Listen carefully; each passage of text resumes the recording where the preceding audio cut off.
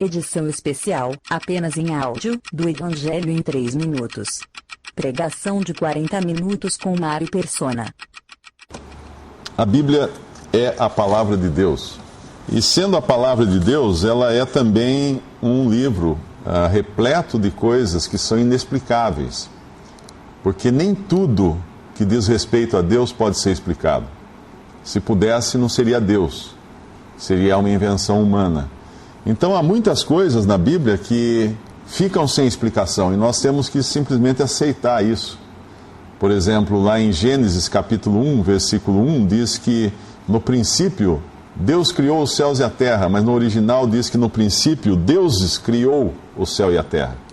Até a concordância verbal aí fica fora de lugar, porque a palavra original para Deus ali é Elohim, que é uma palavra hebraica plural. Tem o sentido de deuses, né? Não que sejam deuses separados, mas tem esse sentido. Como entender isso? Como entender, por exemplo, o momento em que, no livro de Gênesis mesmo, Deus fala assim, Elohim fala assim, façamos o homem à nossa imagem e à nossa semelhança. Mas quem são esses nós, nossa, façamos? Porque Deus é um Deus. Uma das características do povo judeu é que eles sempre foram adoradores de um Deus único, em contraste com todos os povos de várias raças e nações que adoravam uma miríade de deuses e ídolos. E os judeus sempre foram conhecidos por adorarem um só Deus. Mas como pode ser esse um só Deus e ao mesmo tempo plural? Façamos o homem, a nossa imagem, a nossa semelhança. Isso hoje nós conhecemos como Trindade, que é Pai, Filho, Espírito Santo. O Pai é Deus, o Filho é Deus, o Espírito Santo é Deus, mas não são 3 deuses, mas 3 pessoas da divindade. Como entender isso? Não há como entender isso. É algo que foge à compreensão humana. Então existem muitas coisas na Bíblia que fogem à compreensão humana, porque nós estamos falando de Deus. E obviamente aquilo que não foi revelado ao homem, o homem não sabe. Não existe nada de errado um cristão falar sobre algum assunto da Bíblia e falar assim, não sei. Porque nós não sabemos tudo, realmente. Por exemplo, lá em Hebreus, fala em Hebreus capítulo 11, Hebreus capítulo 11, versículo 3, diz assim, o versículo 1 diz assim, ora, a fé é o firme fundamento das coisas que se esperam e a prova das coisas que se não veem. Porque por ela os antigos alcançaram testemunho. Pela fé, entendemos que os mundos, pela palavra de Deus, foram criados, de maneira que aquilo que se vê não foi feito do que é aparente. Ou seja, aquilo que é visível não foi feito de coisa alguma visível. Em outras palavras, do nada, Deus criou tudo. Como entender que do nada possa surgir alguma coisa? Não há como entender. Simplesmente não existe como entender. O do nada não pode sair algo. É nada, né? Não tem como sair algo do nada. Porém, a Bíblia fala que Deus falou e todas as coisas apareceram. Como? Deus. Deus é Deus. Existem mais coisas que são enigmas para nós na Bíblia, por exemplo, os anjos e os demônios. Os anjos são seres celestiais, os demônios são seres espirituais, não são os mesmos que os anjos. Às vezes eles são chamados de espíritos imundos no Novo Testamento. De onde vieram esses seres? Deus criou esses seres. Em algum momento, a Bíblia não fala quando, mas Deus criou em algum momento. Antes do homem, obviamente, bem antes do homem, Deus criou os anjos e criou esses outros seres que hoje nós chamamos de demônios ou espíritos imundos. Quem eram eles? A Bíblia não diz. A Bíblia não fala isso. Só diz que eles existem. Como hoje existem anjos que são fiéis a Deus e como anjos que não são fiéis a Deus, como Satanás e seus anjos, porque houve uma rebelião em algum momento no passado. Que passado foi esse? Não sabemos também. Há quanto tempo? Antes da criação do homem. Certamente antes da criação do homem. Quando nós visitamos um museu, e é realmente impressionante quando nós visitamos um museu de paleontologia, né, e olharmos para um esqueleto de um dinossauro, e olharmos aquilo e falar, mas como que pode ser isso? De onde veio isso? Como pode existir uma coisa dela? A Bíblia não fala dele, do dinossauro. Mas eles existiram, certamente eles existiram. E não só aqueles dinossauros clássicos, né? Mas um volume imenso de vida que existiu. Hoje nós paramos num posto de gasolina, nós enchemos o tanque de gasolina. Essa gasolina vem de petróleo. Esse petróleo provavelmente são florestas que ao longo de milhares ou milhões de anos foram se sedimentando. O carbono ali dessa floresta foi sedimentando, e sob pressão de rochas e tudo mais, hoje nós extraímos isso e usamos nos nossos veículos. Mas quando foi isso? Quando aconteceu? Como aconteceu? Não tem, a Bíblia não fala. Em algum momento, nos tempos remotos, existiram animais enormes como aqueles, numa terra que devia ter condições diferentes. Existiram demônios, existiram anjos, existiram todos esses seres vivendo ali, florestas e tudo mais.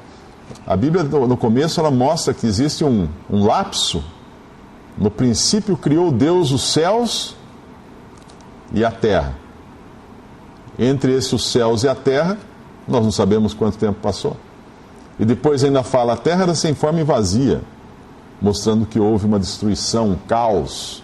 Alguma coisa causou isso na terra. Talvez esses seres todos fossem os habitantes primitivos da terra. Mas a Bíblia não diz. E se a Bíblia não diz, nós não devemos nos preocupar muito com isso, porque Deus revela para nós aquilo que é realmente importante. Eu, quando vou viajar, eu coloco lá o GPS no meu destino, nessa cidade, nessa rua, nesse número. E vou. Ele me indica o caminho, eu vou seguindo aquela rota, ele vai apontando, vira aqui, vira ali, né? Seria um absurdo eu estudar o mapa do mundo inteiro, com todas as ruas e todas as cidades do mundo, eu querer saber todas as ruas para eu chegar naquele destino. Seria um absurdo. Alguém fala, você está louco, o que você quer? Você não precisa. Por que eu tenho que saber as ruas de um bairro de Pequim, ou sei lá de onde, para chegar no meu destino aqui, no estado de São Paulo? Eu não tenho que saber. Então Deus tem um destino para o homem. Deus tem um plano para o homem. E Deus revela na sua palavra aquilo que diz respeito ao homem e ao seu destino aqui, o seu destino eterno. E é dessas coisas que nós devemos nos ocupar. Mas mesmo quando nós nos ocupamos com essas coisas, nós vamos também descobrir que há coisas também relativas ao homem, ao seu destino e tudo mais, que são incompreensíveis. E uma delas é o que eu vou tratar hoje. Mas antes, a gente sempre tem que pensar o seguinte: quando nós falamos do homem, do ser humano, e falamos da Bíblia, nós temos que lembrar algumas verdades que são fundamentais. Primeiro, Deus não criou o homem do jeito que ele é hoje. E Deus não criou esse planeta do jeito que ele está hoje. Isso aqui é uma ruína. Eu sou uma ruína, vocês que estão sentados aí são ruínas. O mundo é uma ruína. Nada disso faz parte da criação original de Deus. O pecado entrou na criação original de Deus, arruinou tudo, o homem, o ser humano, as coisas, os animais, as plantas, o mundo. Tudo, o universo inteiro foi arruinado por causa do pecado. Hoje nós temos perigos, né, vagando pelo universo, pelo espaço, grandes rochas que podem atingir a Terra e tudo mais. Toda essa, apesar de todo o equilíbrio existente no universo, e obviamente isso veio de Deus, há desequilíbrios também no universo. E isso não veio de Deus. Isso é consequência de ruína, de quedas. Primeiro da queda dos anjos, que certamente abalou o universo como um todo, e depois da queda do homem, que acabou arruinando também a criação e a terra. Então o homem é um pecador, o homem é um ser arruinado, e Deus quis nos salvar. para ter certeza que o homem é pecador, basta abrir o jornal. E o homem não vai melhorar. E o homem sempre foi ruim, sempre foi mau.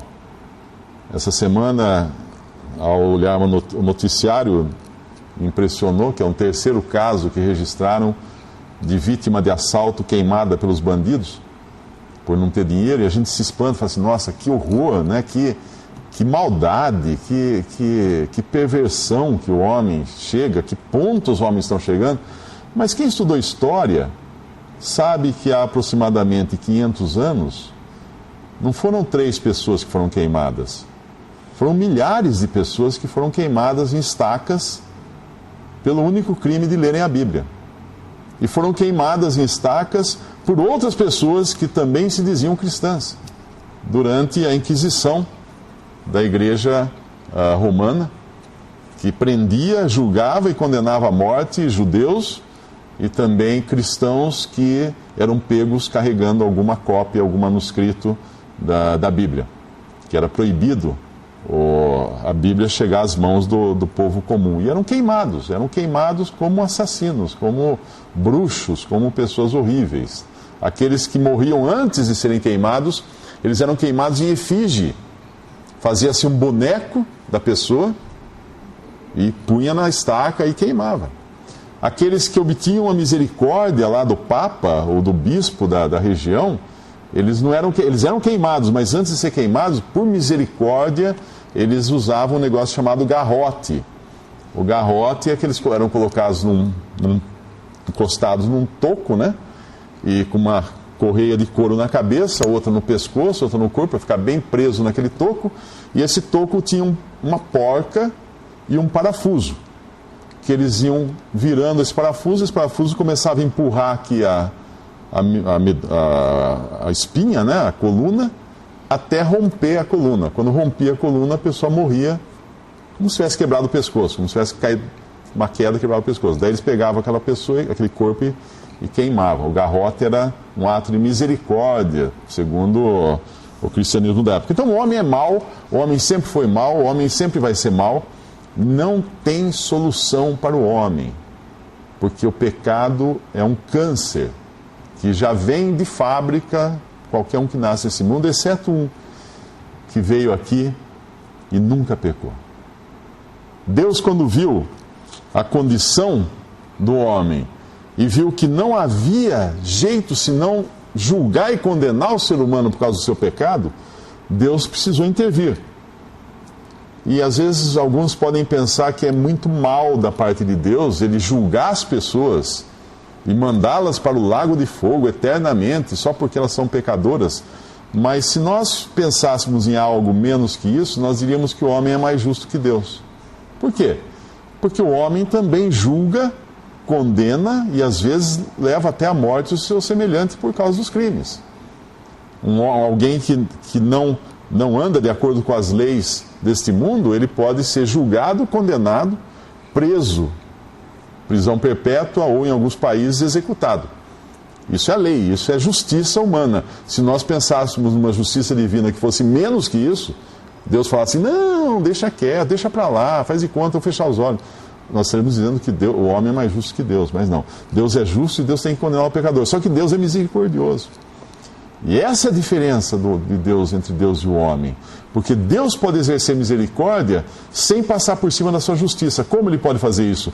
Condenando alguém no lugar do pecador, mas alguém voluntário.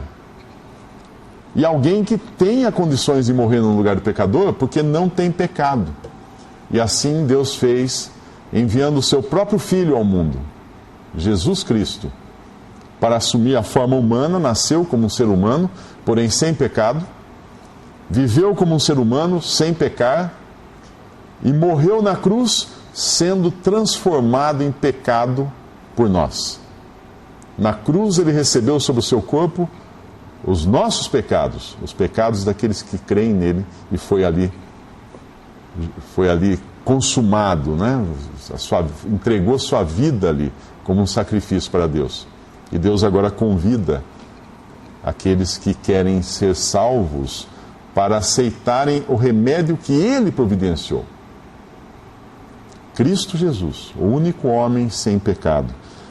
Outro dia eu ouvi um argumento de alguém dizendo assim que ele não podia ser sem pecado, porque se ele fosse sem pecado, ele não seria totalmente humano, porque o humano é pecador, o humano é capaz de pecar. Então, alguns cristãos acham isso, que Jesus poderia pecar, porque se não pudesse, se não existisse essa possibilidade, ele não seria completamente humano. Só que o que as pessoas se esquecem é o seguinte: esse humano que nós conhecemos não é o humano segundo Deus. Esse é o humano arruinado. E Jesus, Deus e homem, era o ser humano nesse mundo perfeito. Aquele segundo o pensamento de Deus. Obviamente, então, não tinha como entrar pecado naquele homem, que além de homem perfeito, era também Deus, na sua totalidade. Mas o assunto que eu queria trazer aqui, e tem a ver agora com a salvação do crente, é um assunto bastante polêmico até, porque vamos raciocinar assim: bom, Deus é Deus.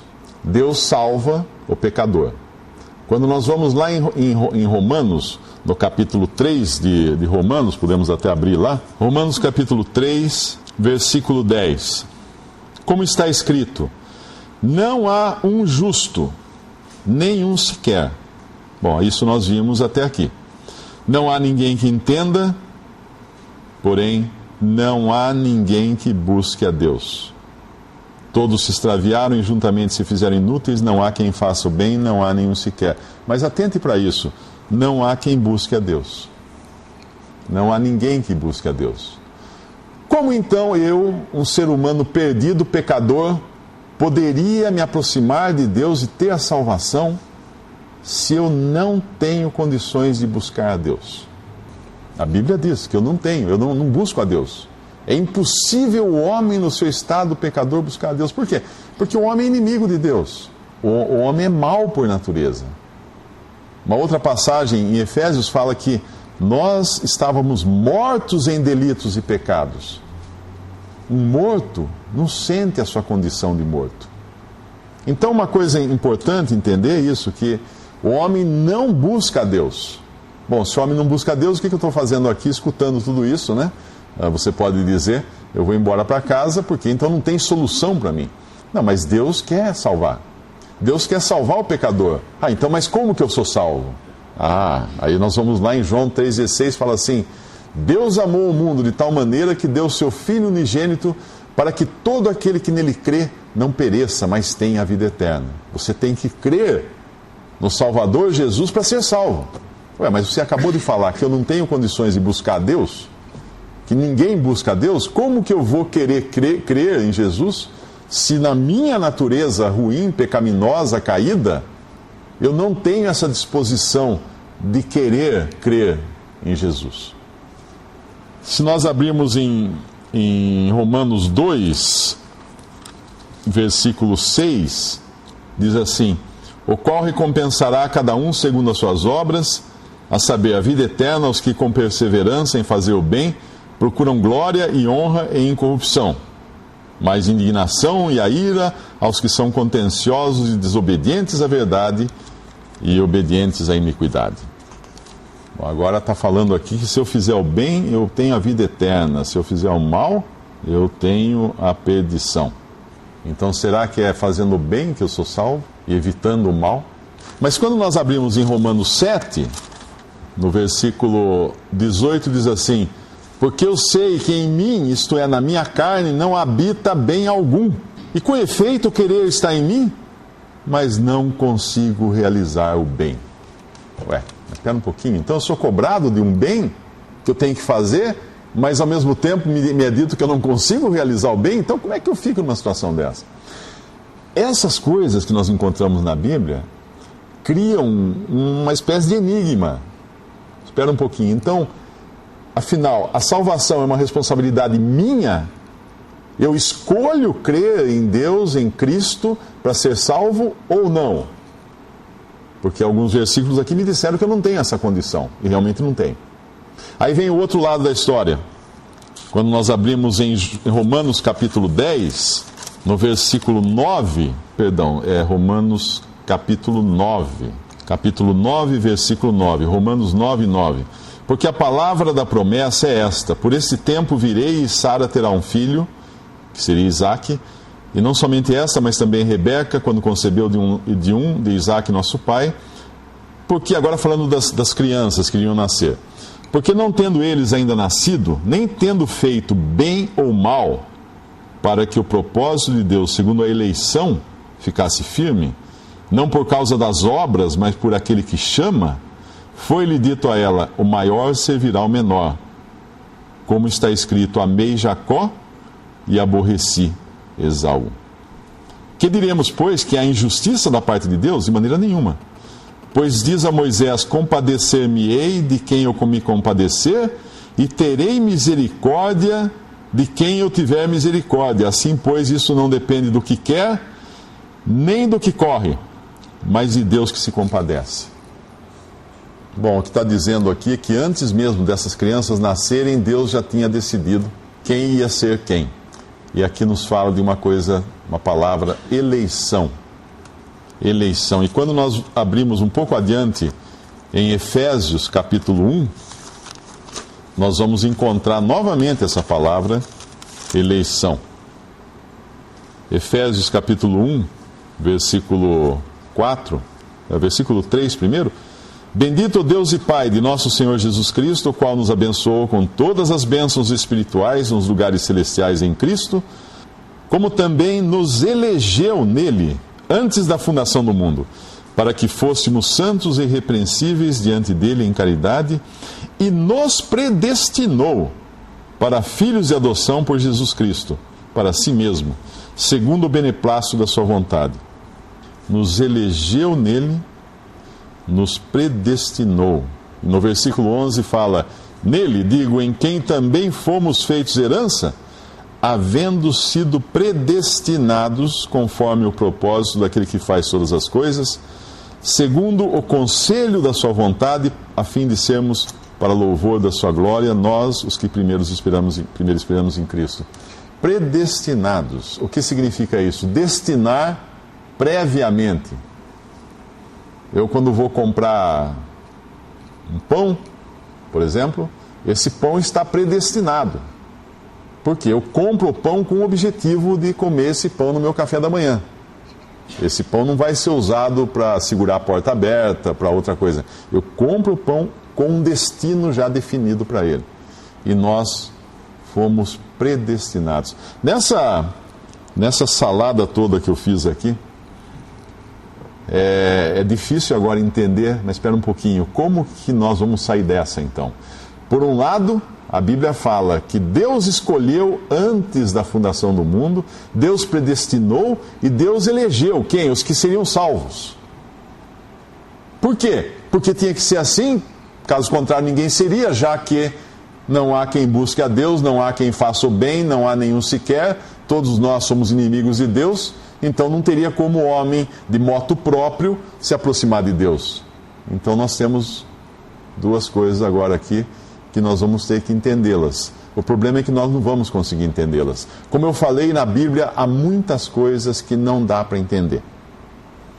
E uma delas é esta: a eleição ou predestinação e a responsabilidade do homem em crer em Jesus para ser salvo. Essas duas coisas são encontradas na Bíblia. Qual delas é a certa? As duas. Como dividir? Não dá. Os homens tentam, né? Existem duas correntes de pensamento. Uma chamada calvinista, que diz que Deus predestinou o homem para a salvação. E quando você vai assim nos extremos, eu acho que é hipercalvinista, os mais extremistas do calvinismo, que vem de Calvino, né? Os mais extremistas acreditam até que não há nem necessidade de você pregar o evangelho, porque se Deus predestinou alguns para a salvação, eles vão ser salvos. Nem que eles fiquem em casa, fechados num armário, num cofre, eles vão ser salvos. No fim, eles são salvos. E a outra corrente é o oposto. Diz, não, nós temos que pregar o evangelho, porque a pessoa tem que escutar o evangelho, tem que tomar decisão, porque o homem tem o livre-arbítrio, ele tem que escolher se ele quer ser salvo ou não. Mas espera aí, o homem não tem livre-arbítrio. Se a Bíblia diz que nós somos inimigos de Deus, que não há quem busque a Deus, ainda que eu tenha livre-arbítrio para decidir se eu vou tomar café ou leite de manhã, eu não tenho livre-arbítrio para decidir se eu vou para Deus ou não. Porque eu já estou condenado de antemão. Eu não estou com um pé em cada caminho. Eu já estou no caminho da condenação por natureza. Perdidos. Essa é a condição do homem naturalmente. Então não há escolha do homem. Ele só tem uma escolha, Deus. Ele só tem uma escolha, salvação. Porque a perdição ele já está. Não é uma opção. Ele só tem uma opção. Salvação. Mas essa ele não vai escolher porque, como eu disse, não há quem busque a Deus, não há nenhum sequer. E agora? Então uma corrente que prega a eleição, unicamente a eleição, como se fosse o homem simplesmente um autômato que vai ser eleito ou não é eleito. Se você está perdido, você está perdido não. E se você foi eleito, se você foi predestinado, então, sorte sua, você vai ser salvo. E a outra que prega, não tem perdido, nem eleito, nem predestinado, nada. O homem é que decide que caminho que ele quer entrar. Duas correntes. Só que é o seguinte, essas coisas nunca vão dar certo, porque as duas coisas estão na Bíblia. Deus elege, mas ao mesmo tempo o homem é responsável. Dá para entender? Não dá para entender. Como a Trindade não dá para entender, como os dinossauros não dá para entender, como os demônios e anjos não vamos conseguir entender, e essas coisas nós não vamos entender. Mas vamos para uma passagem que eu acho que tem uma chave importante para isso, que é em João capítulo 6. O Evangelho de João capítulo 6.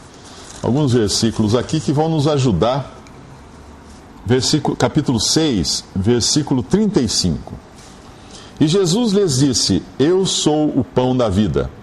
Aquele que vem a mim não terá fome, e quem crê em mim nunca terá sede. Ah, que bom. Então, eu devo ir a Cristo e crer em Jesus. Mas espera aí. Voltando à fita, lá dizia que não há quem busque a Deus. Então eu não vou encontrar em mim este desejo, a não ser que haja uma intervenção divina para colocar esse desejo em mim, de ir a Cristo. Eu sou o pão da vida, aquele que vem a mim não terá fome, e quem crê em mim nunca terá sede. Agora o comecinho desse versículo 37, todo o que o Pai me dá virá a mim. Ah, então é isso, eu preciso que o Pai me dê a Cristo, para eu ir a Ele. Está aí resolvido o problema. Se o Pai me der a Jesus, eu vou a Jesus. E eu indo a Jesus, eu creio em Jesus e tenho a salvação eterna. Versículo 39. E a vontade do Pai que me enviou é essa, que nenhum de todos aqueles que Ele me deu se perca, mas que ressuscite no último dia. Então o Pai precisa me dar a Cristo. E isso nos fala de eleição. Isso nos fala de predestinação. Isso nos fala de Deus ter decidido me dar a Cristo. Mas e se Ele não tiver me dado a Cristo? Como é que eu vou fazer? Como é que eu vou poder ser salvo? Bom, continuando nesse mesmo capítulo, o versículo 44 diz que ninguém pode vir a mim se o Pai que me enviou o não trouxer, e eu ressuscitarei no último dia. Complicou. Mais ainda agora. A menos que o Pai me leve a Cristo, eu não posso ir a Cristo. E não posso ressuscitar no último dia. Se alguém aqui se sente angustiado por essa situação, a boa notícia é que essa angústia não vem de você. Essa é a boa notícia. Por quê? Porque não há quem busque a Deus. O homem, no seu estado natural, não está nem aí com as coisas eternas. Não está nem aí com Deus e não fica nem um pouco angustiado de não poder crer em Cristo. Pelo contrário, ele acha até muito bom. Então, livrou a minha responsabilidade, livrou a minha cara, eu não tenho que crer nele. Então, fica melhor assim. Porque o homem, no seu estado natural, ele é mau por natureza, então ele não quer as coisas de Deus. Agora, uma alma angustiada, que está sentindo o peso dos seus pecados, e quer a salvação, e se depara com esse versículo: ninguém pode vir a mim se o Pai que me enviou não o trouxer. E se o Pai não me enviou, como é que eu vou a Cristo? Esse só pode estar sentindo isso porque Deus está trabalhando na sua alma. Mas como saber ainda assim se eu fui escolhido, se eu fui predestinado, se eu fui antes da fundação do mundo, Deus me tinha na lista dele lá. Como saber? É fácil saber. É muito fácil saber. E a resposta está no versículo 37 mesmo. Veja que esse versículo tem duas partes, olha. Todo o que o Pai me dá, virá a mim. E o que vem a mim, de maneira nenhuma o lançarei fora.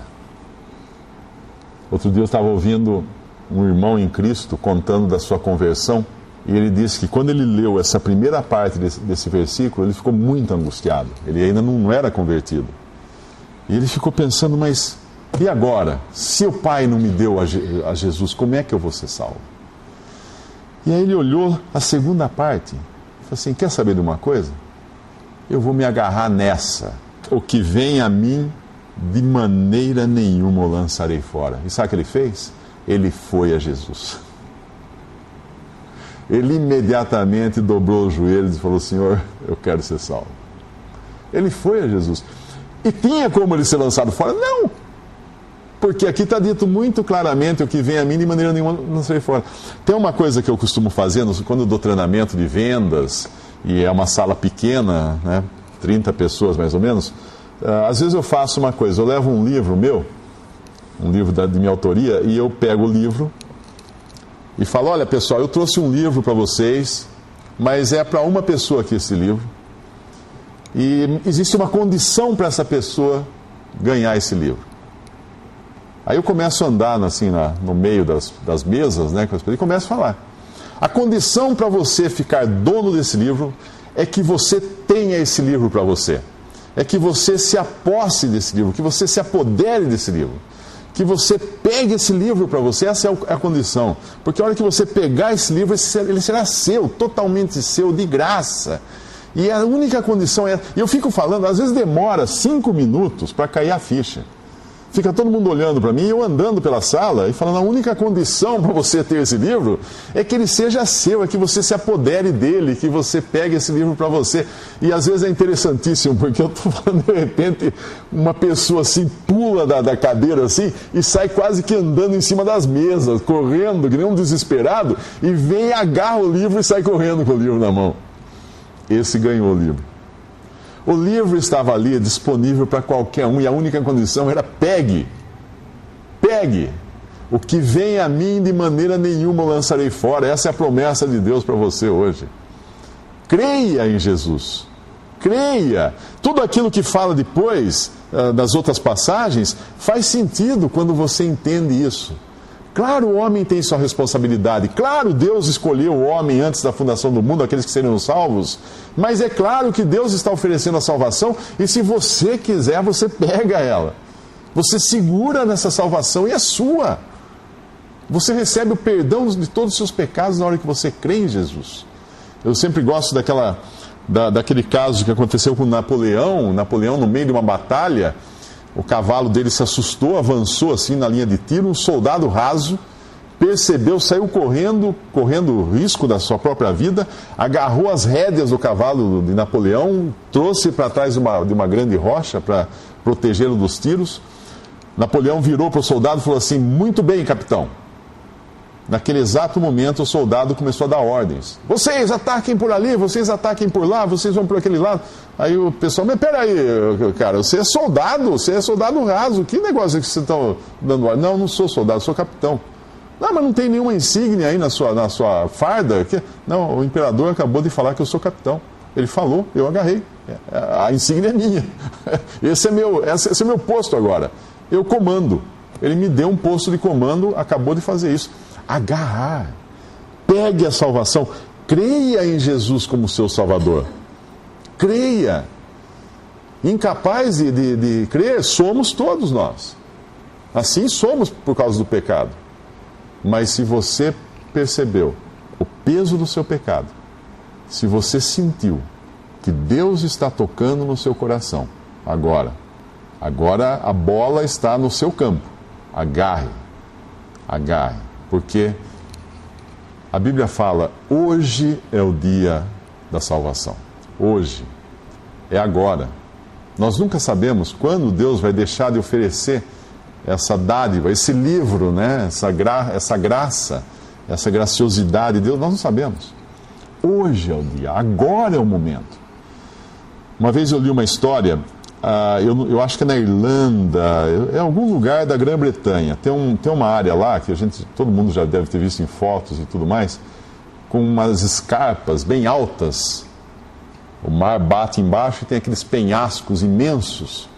E ali as aves vêm e botam ovos nas reentrâncias da rocha. E há muitos apanhadores de ovos naquela região. Quem são esses homens? Isso sempre existiu, né? Não sei se ainda hoje é muito comum isso, mas no passado era muito comum, porque era uma fonte de alimento. Eles saíam, iam com cordas, amarravam as cordas na beira do penhasco, depois desciam até os lugares, né, as reentrâncias, e iam apanhando, colocando num cesto. Quem fizer uma pesquisa na internet de apanhadores de ovos ou coisa assim, provavelmente vai encontrar isso. E um desses catadores de ovos, apanhadores de ovos, ele foi um dia apanhar ovos, como ele sempre fazia, sozinho. Ele amarrou sua corda no alto do penhasco, talvez em alguma árvore, alguma coisa assim, e foi descendo. E quando ele chegou numa certa altura, ele viu uma reentrância na rocha que era suficiente até para ele colocar os pés, para ele ficar em pé ali, e tinha vários ninhos ali com muitos ovos. E ele, quando viu aquilo, ele ficou maravilhado. Ele falou assim: hoje eu vou encher meu cesto só nessa reentrância. Só que o problema é que a reentrância estava longe. Por causa da inclinação da rocha, a corda descendo, ele estava longe da rocha naquela altura. Ele não conseguia alcançar. Então o que ele fez? Ele teve uma ideia. Ele começou a balançar. Ele balançava o corpo, ia e voltava, e cada vez mais próximo da rocha. E quando ele conseguiu chegar na rocha, que ele colocou os 2 pés na rocha, ele fez uma grande bobagem. Ele largou a corda.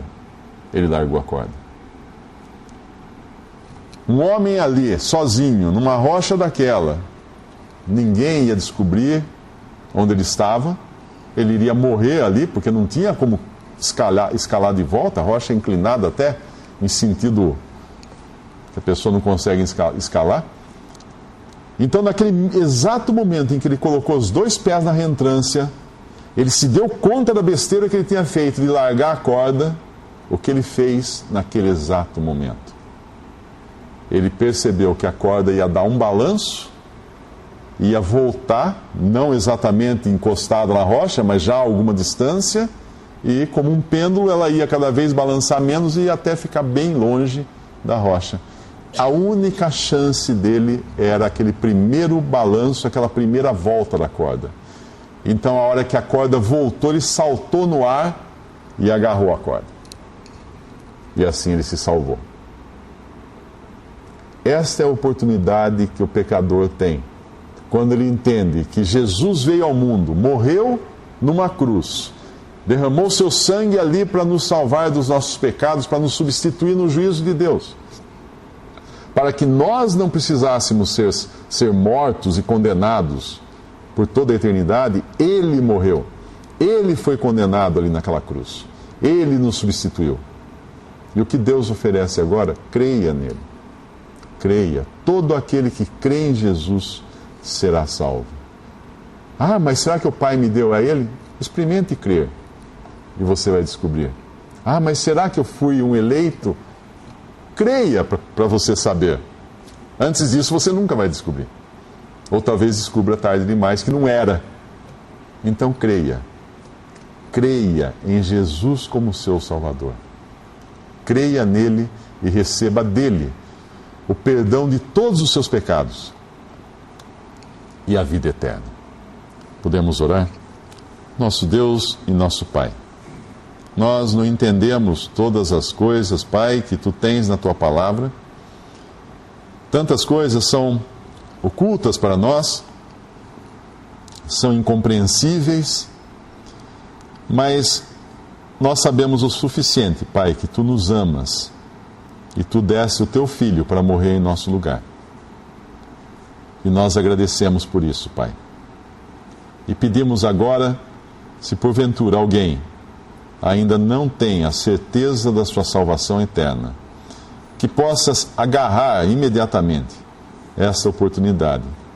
Crer em Jesus como seu Salvador, pedir a Ele por salvação, pedir a Ele por perdão de pecados e passar assim a gozar, a desfrutar do perdão eterno, da salvação eterna, da certeza de um lugar na glória.